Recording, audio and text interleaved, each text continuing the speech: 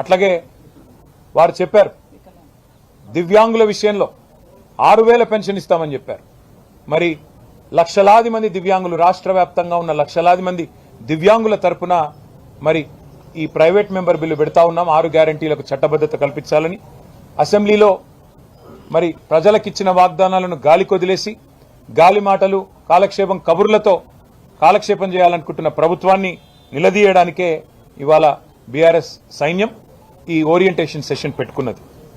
రాహుల్ గాంధీ గారి కుటుంబానికి, గాంధీ పరివారికి 1000 కోట్లు పంపుతానని చెప్పిన ముఖ్యమంత్రి గారు కొత్తగా రాహుల్ బంధు పథకం పెట్టినట్టున్నారు.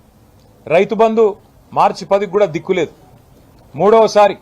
ముచ్చటగా మూడోసారి రేవంత్ రెడ్డి గారి ప్రభుత్వం వచ్చినాక రైతు బంధు ఎగ్గొట్టే ప్రయత్నం చేస్తా ఉన్నాడు. గతంలో 2 సార్లు ఎగ్గొట్టాడు. ఇప్పుడు ముచ్చటగా మూడోసారి కూడా ఎగ్గొడతా ఉన్నాడు.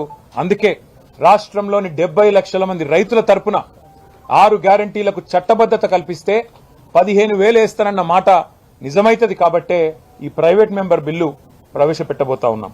అట్లాగే 10 ఏళ్లలో ఆర్థిక వృద్ధిలో మెరుపు వేగంతో దూసుకొని పోయిన తెలంగాణను తిరోగమన విధానాలతో ఈ ప్రభుత్వం ఇవాళ దారుణంగా దెబ్బతీస్తా ఉన్నది.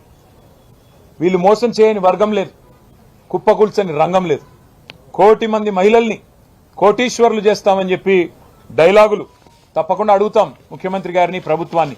ఎంతమంది మహిళలు కోటీశ్వరులు అయినారు, ఎంతమంది లక్షాధికారులు అయినారు మీ ప్రభుత్వం వచ్చాక చెప్పమని అడుగుతాం. మరి ఆ తల్లులందరికీ ఎందుకు మహాలక్ష్మి అమలు చేయట్లేదు నిలదీస్తామని చెప్పి కూడా ఈ సమావేశాల సందర్భంగా మాట్లాడుకున్నాం.